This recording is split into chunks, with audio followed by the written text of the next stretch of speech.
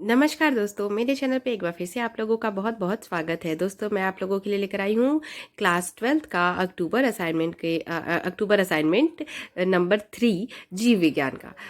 तो चलिए शुरू करते हैं क्वेश्चन नंबर 1 के साथ बिना वक्त गवाए। क्वेश्चन नंबर 1, डीएनए अणु को आरएनए की तुलना में अच्छा आनुवंशिक पदार्थ माना गया है, क्यों? तो इसका उत्तर है, डीएनए तथा आरएनए दोनों आनुवंशिक पदार्थ के रूप में कार्य करते हैं। डीएनए पृथ्वी पर समस्त जीवों में वंशानुगत आनुवंशिक कोड वहन करता है। डीएनए आरएनए की तुलना में अधिक लचीला तथा अधिक आसानी से मरम्मत करने वाला होता है। अतः डीएनए आनुवंशिक जानकारी के अधिक स्थिर वाहक के रूप में कार्य करता है, जो जीवित रहने और प्रजनन के लिए आवश्यक है। डबल स्ट्रैंडेड अणु संरचना के कारण डीएनए अधिक सूचना सुरक्षा भी प्रदान करता है। डबल स्टैंडर्ड संरचना न्यूक्लियोटाइड आधारों को संरचना के अंदर रखकर उनकी रक्षा करती है। और दूसरी बात यह है कि दोहरी पेचदार संरचना मतलब डबल स्टैंडर्ड जो उसकी रचना होती है, प्रतिकृति के दौरान होने वाली किसी भी त्रुटि की पहचान करने में मदद करती है। यदि दो टेम्पलेट के आधार पर एक दूसरे के पूरक नहीं थे तो यह स्पष्ट रूप से प्रतिकृति के दौरान कुछ त्रुटि की उपस्थिति का संकेत देता था। क्वेश्चन नंबर 2 की तरफ बढ़ते हैं। आनुवंशिक कोड क्या है? आनुवंशिक कोड के कोई दो विशेषताएं लिखिए। आनुवंशिक कोड क्या है? सबसे फर्स्ट ऑफ ऑल हम आंसर में ये देख लेते हैं, और मैंने बहुत ही इजी वे में बताया ताकि आप लोगों को ये याद भी हो जाए, क्योंकि एग्जाम के लिए ये आप लोगों को याद भी करना होता है। डीएनए में बने एमआरएनए अणु में उपस्थित त्रिगुणी संकेत को आनुवंशिक कोड कहते हैं। याद रखिए, डीएनए में जो एमआरएनए अणु बनते हैं उनमें उपस्थित जो तीन गुणी मतलब त्रिगुणी संकेत को आनुवंशिक कोड मतलब जो उसके मैसेज होते हैं उनको आनुवंशिक कोड या जेनेटिक कोड कहते हैं। अब थोड़ा सा उसके बारे में देख लेते हैं कि जो जीवों में न्यूक्लियोटाइड के 3 समूह में पाया जाता है, जो न्यूक्लियोटाइड का 3 समूह होता है उसमें जीवों में पाया जाता है, जो विभिन्न प्रकार के अमीनो अम्ल बनाता है। अमीनो अम्ल से प्रोटीन बनता है। अब आनुवंशिक कोड की दो विशेषताएं देख लेते हैं। आनुवंशिक कोड त्रिक होता है, अर्थात 3 नाइट्रोजनी क्षारकों मतलब 3 जो बने होते हैं कोडॉन, ऐसे 3 कोड होते हैं। 3 नाइट्रोजनी क्षारकों का क्रम एक अमीनो अम्ल का कोड होता है। सेकेंड, कोड असंदिग्ध है। एक विशेष कोडॉन हमेशा एक निश्चित अमीनो अम्ल को ही कोड करता है। उसके बाद क्वेश्चन नंबर 3 देख लेते हैं। टीआरएनए, एमआरएनए और राइबोसोमल आरएनए में अंतर स्पष्ट करना है। अंतर स्पष्ट कीजिए। तो अब इसके उत्तर में हम तीनों ऐसे लाइन से लिख देंगे, टीआरएनए, एमआरएनए और आरआरएनए, और उसके बाद उनके हमें इसमें अंतर लिखना है। तो 3 मार्क्स का है तो हमें 3 अंतर लिखने हैं। तो यहाँ पे मैंने कोडॉन आकार और समारोह के अकॉर्डिंग दिया है। तो टीआरएनए में कोडॉन एंटी कोडॉन होते हैं, इसमें एमआरएनए में कोडॉन पाए जाते हैं, और आरआरएनए में कोडॉन एंटी कोडॉन अनुक्रमों का अभाव होता है, मतलब नहीं पाए जाते हैं। आकार जो होता है वो त्रिपत्तीय पत्ती के आकार के अणु होते हैं। इसमें रैखिक आकार के होते हैं, और इसमें गोलाकार मतलब आरआरएनए जो होते हैं वो ऐसे गोलाकार आकार के उसमें अणु होते हैं। अब इनका जो समारोह होता है, टीआरआरएनए राइबोसोम के लिए विशिष्ट अमीनो एसिड का परिवहन करता है, मतलब एक जगह से दूसरी जगह ले जाता है, अनुवाद का समर्थन करता है। और इसमें देख लेते हैं एमआरएनए जो होता है, एमआरएनए नाभिक से राइबोसोम तक पॉलीपेप्टाइड के ट्रांसक्रिप्ट डीएनए कोड का संदेश देता है, और आरआरएनए राइबोसोम बनाने के लिए विशिष्ट प्रोटीन से जुड़ा होता है। तो ये सबके अलग अलग टाइप के होते हैं, ये तीनों में अंतर हो जाएंगे, जो कि आप लाइन वाइज भी लिख सकते हैं। मतलब पहले टीआरएनए के बारे में बता दिया, फिर एमआरएनए के बारे में, फिर आरआरएनए के बारे में, ऐसे भी आप इसमें बताएंगे तो भी ये अंतर हो जाएगा।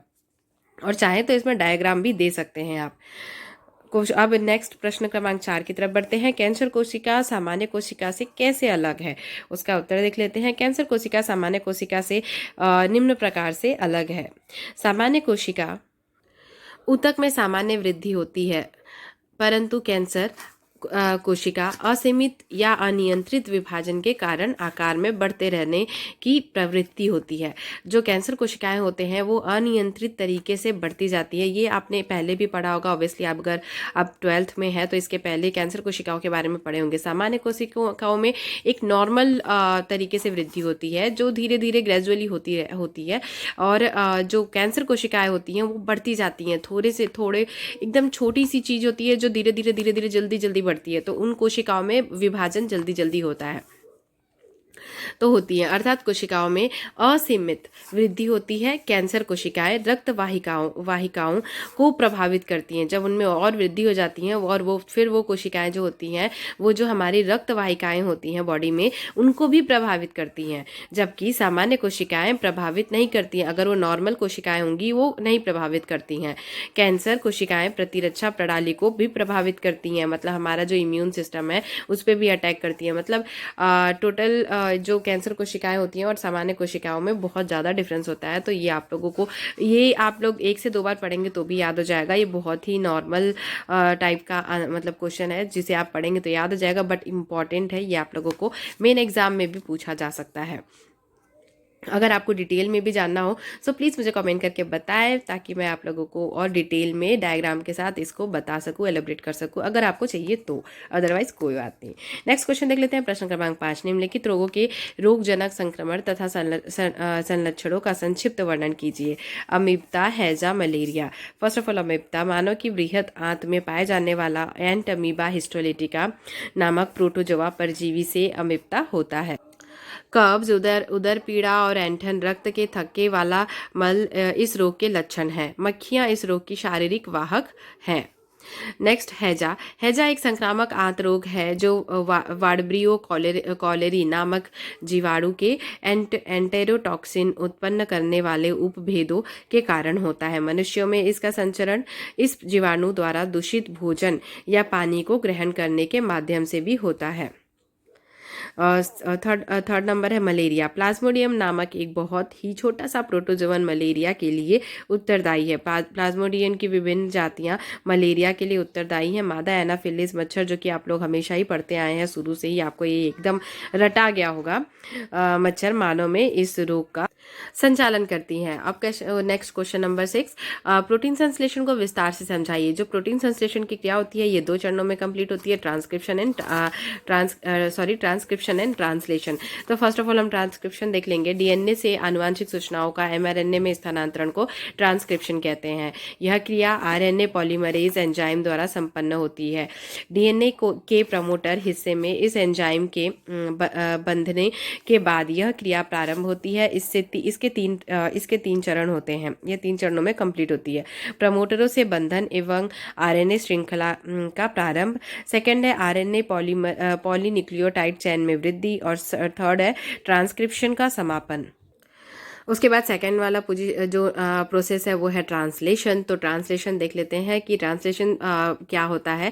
एमआरएनए में उपस्थित आनुवांशिक सूचनाओं के अनुरूप अमीनो अम्लों से प्रोटीन संश्लेषण ट्रांसलेशन कहलाता है। तो इसकी आप परिभाषा लिख देंगे, और चाहे तो आप इसके बारे में थोड़ा और इलोबरेट करके बता सकते हैं।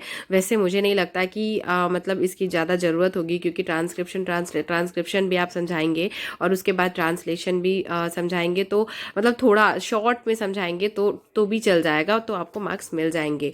ट्रांसलेशन की क्रिया राइबोसोम पर होती है। राइबोसोम के ऊपर ट्रांसलेशन की क्रिया होती है, जो प्रोटीन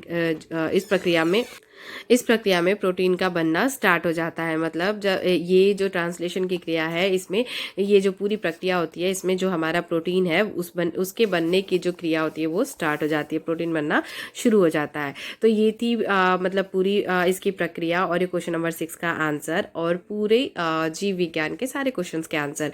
दोस्तों, अगर आप लोगों को किसी दूसरे सब्जेक्ट का भी आंसर चाहिए, या फिर आप लोगों को इस पूरे 6 क्वेश्चंस में से कोई क्वेश्चन इलोबरेटली समझना हो, या जीव विज्ञान में और भी कोई टॉपिक हो जो आप लोगों को समझना हो, तो भी आप मुझे मतलब इसमें बता सकते हैं कमेंट करके। इससे रिलेटेड कोई भी क्यूरी हो, कोई भी डाउट हो, तो भी आप मुझे बता सकते हैं। मैं ज़रूर क्लियर करने की कोशिश करूँगी, ताकि आप लोग मतलब एग्ज़ाम में आप लोगों को हेल्पफुल हो जाए। और ये आप लोगों को असाइनमेंट के क्वेश्चंस के आंसर भी थोड़े सही से लिखने हैं, क्योंकि हो सकता है कि इसके कुछ मार्क्स आपको मतलब जैसे कहते हैं, जो होता है ना कि 20% या 30% असाइनमेंट में से जुड़ेगा, या ऐसा हो जाता है कभी कभी कि 40% असाइनमेंट में से जुड़ेगा, या फिर अपने को जो एग्ज़ाम रहता है उसमें से सिर्फ 60% ही लेते हैं। तो अगर 40% भी असाइनमेंट के मार्क्स जुड़ते हैं तो भी वो आप लोगों के लिए बहुत ही ज़्यादा, मतलब ये असाइनमेंट जो होते हैं ये बहुत ही ज़्यादा आप लोगों के लिए इम्पॉर्टेंट हो जाते हैं उस नज़रिए से देखा जाए तो भी।